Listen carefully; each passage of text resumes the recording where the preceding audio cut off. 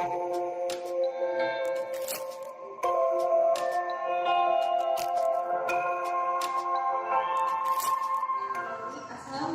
warahmatullahi wabarakatuh. Selamat pagi anak-anak. Bagaimana kabarnya hari ini? Semoga kita semua selalu dalam perlindungan Allah Subhanahu wa taala. Ya, pada pagi hari ini kita akan membahas terkait materi koperasi. Yang pertama, ada pengertian koperasi. Yang kedua, ada sejarah koperasi. Kemudian nanti ada bentuk-bentuk koperasi, tujuan koperasi, landasan koperasi, dan jenis-jenis koperasi. Yang pertama saya jelaskan terlebih dahulu pengertian koperasi. Pengertian koperasi saya ambil berdasarkan Undang-Undang Nomor 25 Tahun 1992. Koperasi sendiri menurut Undang-Undang Nomor 25 Tahun 1992 yaitu badan usaha yang beranggotakan orang perseorang dan badan hukum koperasi, di mana kegiatannya itu berdasarkan prinsip koperasi guna memajukan kesejahteraan ekonomi masyarakat yang berasaskan kekeluargaan. Yang kedua ada sejarah koperasi. Yang pertama, koperasi lahir pada tahun 1844, letaknya di Inggris yaitu Rochdale. Koperasi tersebut didirikan dengan tujuan untuk memecahkan masalah perekonomian secara bersama-sama.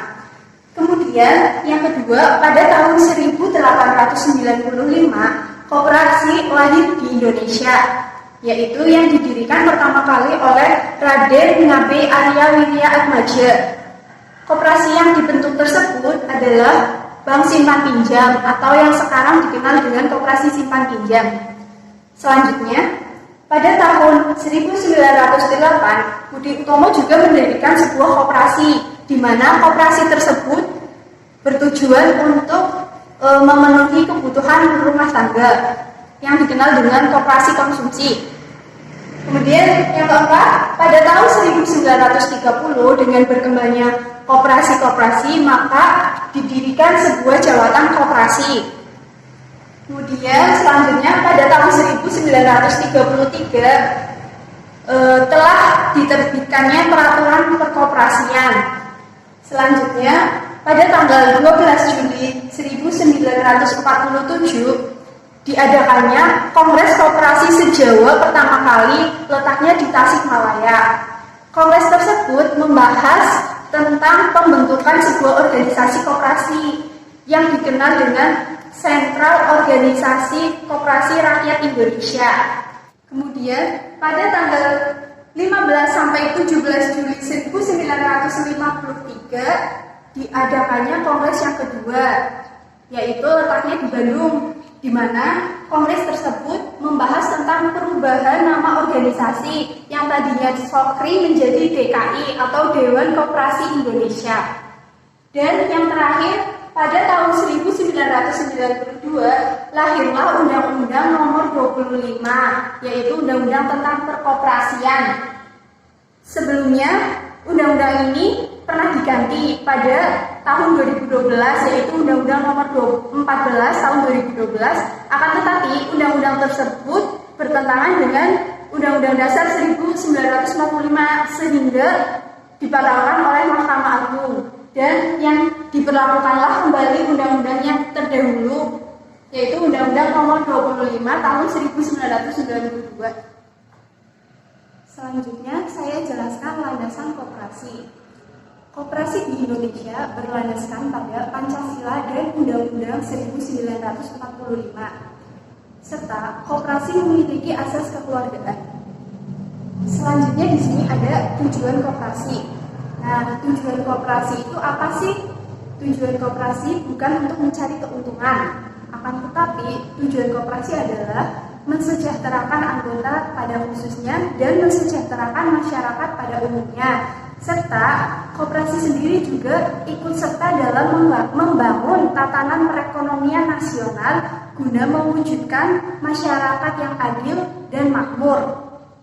Kemudian di sini ada beberapa prinsip-prinsip koperasi. Ya, saya jelaskan yang pertama terlebih dahulu. Prinsip koperasi yang pertama, keanggotaan bersifat sukarela dan terbuka. Nah, arti sukarela di sini yaitu bahwasanya para anggota mereka sukarela menyetorkan modalnya untuk digabungkan sebagai usaha bersama di atas prinsip kekeluargaan. Dan terbuka di sini artinya bahwa koperasi terbuka menerima siapa saja yang mau bergabung menjadi anggota. Prinsip yang kedua adalah pengelolaan dilakukan secara demokratis. Nah, arti demokratis di sini adalah bahwasanya pengelolaan sebuah koperasi dilakukan dengan keputusan dan kehendak para anggotanya, di mana kekuasaan tertinggi itu dipegang oleh para anggota. Nah, yang ketiga ada pembagian SHU dilakukan secara adil dan sesuai dengan jasa usaha masing-masing para anggota. Jadi, setiap anggota itu memiliki jasa usaha yang berbeda-beda, sehingga SHU yang diberikan kepada para anggota juga berbeda-beda sesuai dengan jasa usahanya seperti itu. Nah, yang keempat, pemberian balas jasa yang terbatas terhadap modal. Nah, kenapa terbatas? Karena modal yang ada pada koperasi itu digunakan untuk kebermanfaatan bersama, sehingga pembagian balas jasanya itu terbatas. Dan yang terakhir itu kemandirian.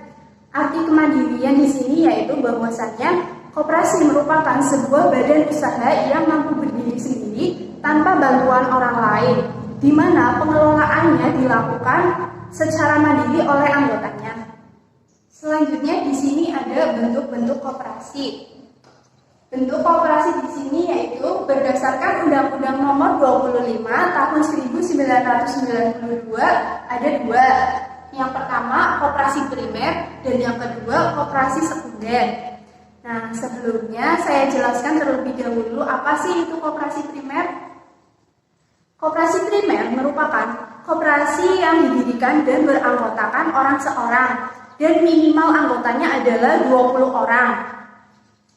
Sedangkan koperasi sekunder adalah koperasi yang didirikan dan beranggotakan badan hukum koperasi atau koperasi yang didirikan dari beberapa gabungan koperasi primer. Nah, koperasi sekunder di sini itu ada tiga. Yang pertama koperasi pusat, yang kedua gabungan koperasi, dan yang ketiga ada induk koperasi. Saya jelaskan terlebih dahulu. Koperasi pusat, yang pertama ya koperasi pusat. Koperasi pusat adalah gabungan dari beberapa koperasi primer dan minimal ada 5 koperasi primer, di mana wilayah kerjanya terletak pada kota atau kabupaten. Dan yang kedua ada gabungan koperasi. Nah, gabungan koperasi ini merupakan koperasi yang didirikan dari beberapa gabungan koperasi pusat. Minimal ada 3 koperasi pusat dan wilayah kerjanya adalah di tingkat provinsi. Kemudian yang terakhir di sini ada induk koperasi. Nah, induk koperasi merupakan koperasi gabungan dari beberapa gabungan koperasi. Jadi, koperasi gabungan yang bergabung menjadi satu menjadi induk koperasi dan minimal ada 3 koperasi gabungan. Selanjutnya yang terakhir di sini saya akan menjelaskan jenis-jenis koperasi. Koperasi di sini ada 5 jenis. Yang pertama, koperasi simpan pinjam. Apa sih koperasi simpan pinjam? Nah, koperasi simpan pinjam merupakan sebuah koperasi yang menyediakan modal atau pinjaman kepada para anggota. Contohnya adalah KUD atau koperasi unit desa. Yang kedua ada koperasi konsumen. Koperasi konsumen merupakan sebuah koperasi yang menyediakan barang-barang kebutuhan sehari-hari. Contohnya ada koperasi siswa. Nah, di dalam koperasi siswa pasti menyediakan barang-barang yang dibutuhkan oleh siswa. Contohnya alat tulis, seragam sekolah, dan lain sebagainya. Kemudian yang ketiga ada koperasi produsen. Nah, koperasi produsen merupakan sebuah koperasi yang menyediakan barang-barang kebutuhan produksi. Contohnya adalah koperasi petani. Yang keempat ada koperasi jasa. Nah, koperasi jasa merupakan koperasi yang menjalankan fungsi pelayanan guna memenuhi kebutuhan atau melayani kepentingan para anggotanya. Contohnya adalah posting jasa. Dan yang terakhir ada koperasi serba usaha. Nah, koperasi serba usaha di sini berbeda dengan koperasi yang lain. Kalau koperasi serba usaha itu ada keistimewaannya sendiri. Saya jelaskan terlebih dahulu apa itu koperasi serba usaha. Koperasi serba usaha merupakan koperasi yang menyelenggarakan lebih dari satu kegiatan ekonomi seperti produksi, konsumsi, dan pengkreditan. Jadi kalau koperasi serba usaha itu bergerak di berbagai bidang seperti itu.